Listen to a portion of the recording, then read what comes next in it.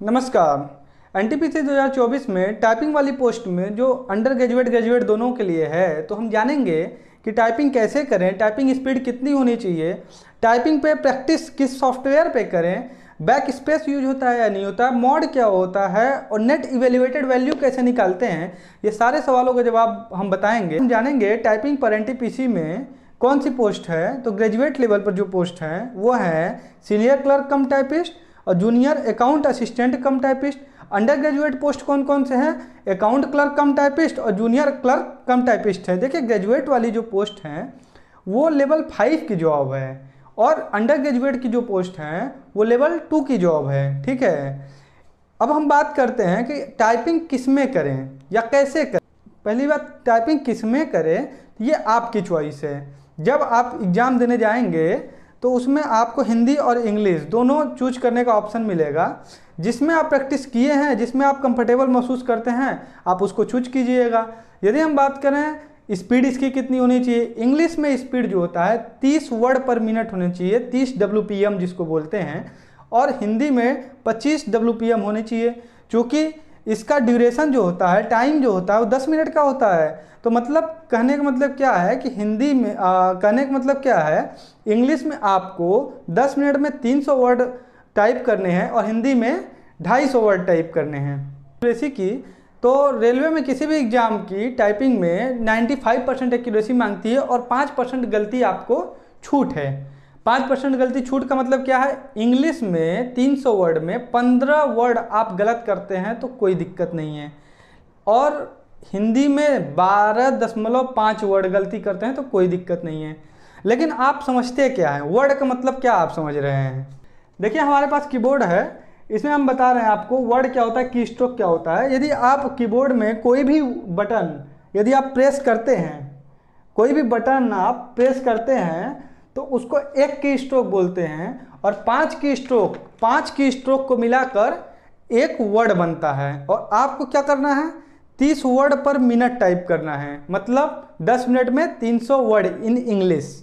ठीक है, आप समझ गए होंगे की स्ट्रोक क्या होता है और वर्ड क्या होता है। ठीक है, चलिए हम अगला टॉपिक पे आते हैं। बैक स्पेस यूज होता है कि नहीं होता? बैक स्पेस यूज नहीं होता है। आपका कोई वर्ड यदि गलत हो जाता है तो आप उसको इरेज नहीं कर सकते, इसलिए सोच समझ के टाइपिंग कीजिएगा। मोड क्या होता है, मोड क्या होता है उसका? मोड जो होता है उसका ऑनलाइन मोड में होता है एग्जाम। ऑनलाइन मतलब क्या होता है, जैसे आप सॉफ्टवेयर में यूज करते हैं, कोई भी यदि पेपर है तो आधे स्क्रीन पे आपको जो टाइप करना है वो दिखेगा और आधे स्क्रीन पर आपको स्पेस दिखेगा जिसमें आपको टाइप करना है। ठीक है, ये होता है ऑनलाइन। टाइपिंग का नेचर क्या होता है, क्वालिफाइंग नेचर होता है। देखिए, टाइपिंग में आप 50 स्पीड ले आइए, 60 स्पीड ले आइए या 30 स्पीड ले आइए, उससे कोई फर्क नहीं पड़ता, उसे एक्स्ट्रा नंबर नहीं मिलने वाला। अच्छा, टाइपिंग कैंडिडेट की यदि हम बात करें तो टाइपिंग में देखिए 3 प्रकार के बच्चे होते हैं। एक ने कभी टाइपिंग किया ही नहीं है, दूसरे ने टाइपिंग किया है, अच्छी स्पीड गई है, लेकिन अब बहुत दिनों से टाइपिंग नहीं किए हैं। तीसरा टाइपिंग में प्रो लेवल के हैं। देखिए, यदि हम बात करें टाइपिंग जो कभी नहीं किया है उसको अभी से स्टार्ट कर देनी चाहिए। और दूसरा, यदि जो टाइपिंग किया है, कभी अच्छी स्पीड हुई है लेकिन बहुत दिनों से नहीं किया है, तो वो अपना CBT 2 के बाद कंटिन्यू कर सकता है।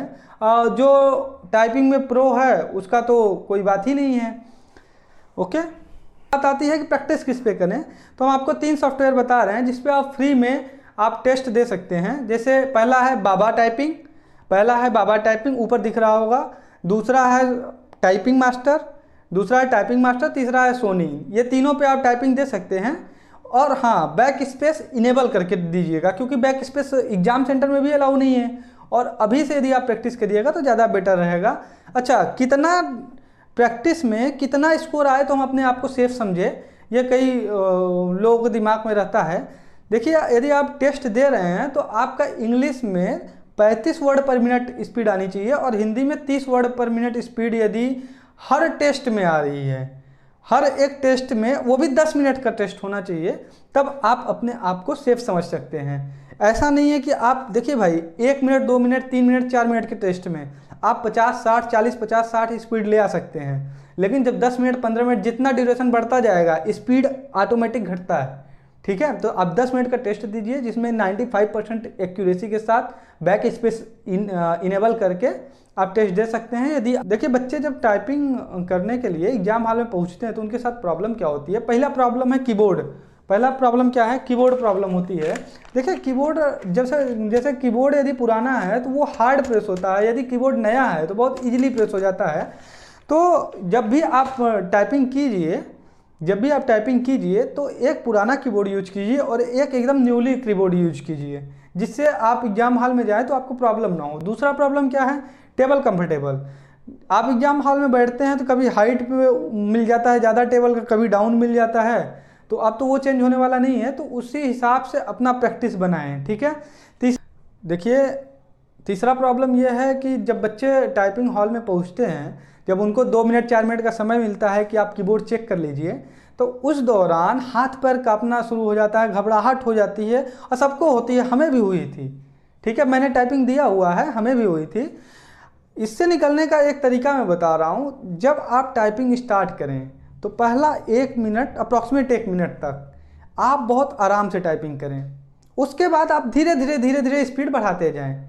जैसे आप 1 मिनट धीरे धीरे आराम से टाइपिंग करेंगे तो आपका उंगलियां ऑटोमेटिक कीबोर्ड पर सेट हो जाएंगी। यदि आप पहले से ही एकदम सुपर फास्ट बनिएगा, यदि आपसे 2-3 गलती हो जाएगी तो आप वो मेंटली प्रेशर झेल नहीं पाइएगा और गलती करिएगा, फिर गलती पे गलती करिएगा और टाइपिंग निकलना मुश्किल हो जाएगा, ठीक है। पांचवा प्रॉब्लम क्या है, कोई अच्छा टाइपिंग करने वाला है तो वो 10 मिनट का जो पैराग्राफ दिया गया है वो 7 ही मिनट में कंप्लीट कर देता है, तो वो सोचता है कि अब क्या करें।